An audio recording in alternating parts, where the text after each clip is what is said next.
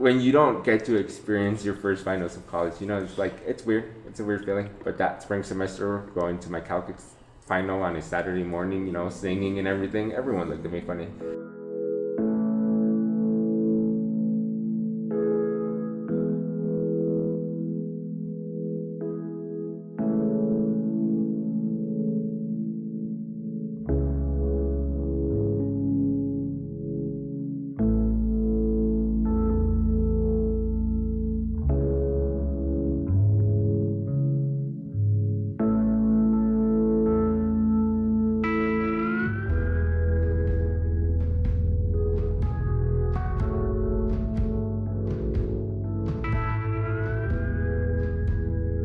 And it was the first time I was ever going to have finals week, and not having, you know, the stability of a like a shelter, and just wondering, what am I going to eat, what am I, you know, where am I going to study. And it's like the second week of December, and I'm just wondering, can I stay in my car, and how long can I stay in my car.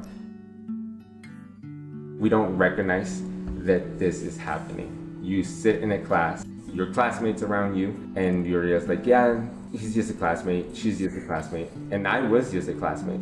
But at night, no one knew what I was going through. No one knew that I wasn't sure if I was gonna sleep well that night. I wasn't sure if I was gonna come back the next day.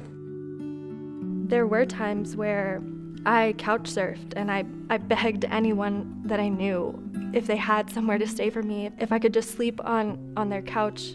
I mean, when I was in school, if I was hungry and I didn't sleep well at night, I was not too good at school the next day. But the problems with my living situation did not stop.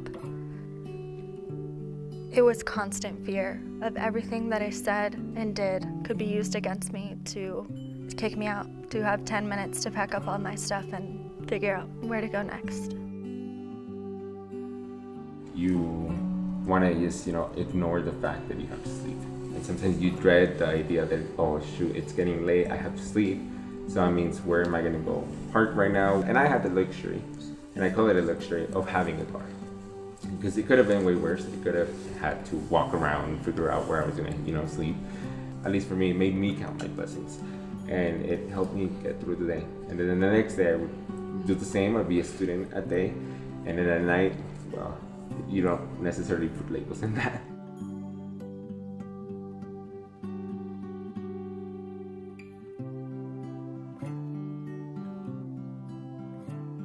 My goal is to help one student at a time. If you understand the issue of homelessness in this country, in primary schools, there's 1.3 million homeless students today. Last year in the United States of America, in the college system, there were 68,000 homeless students.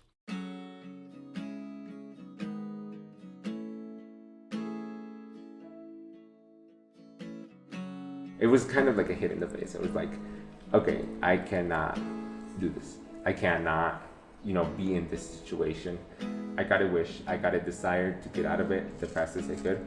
And so I started doing plans. It was like a little note card, little sticky note, yellow sticky note, and it said, you know, like, to do. First thing is, like, you know, finish final. The second thing was worry about food. How am I gonna motivate myself so with food? You know, the third thing was stop overthinking it.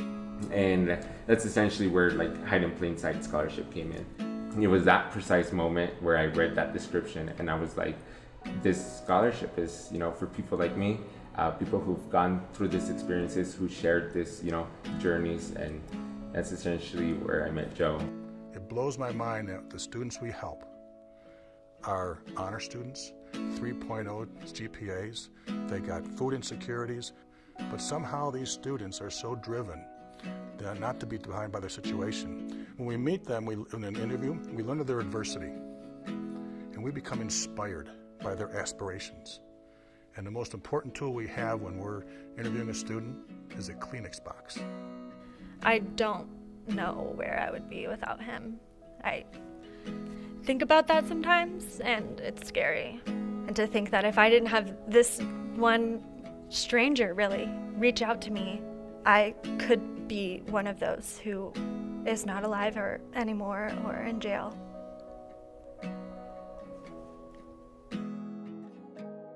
more than anything, Hide in Plain Sight gave me the security to do the things that I wanted to do. I didn't have to worry about where I was going to sleep at night anymore.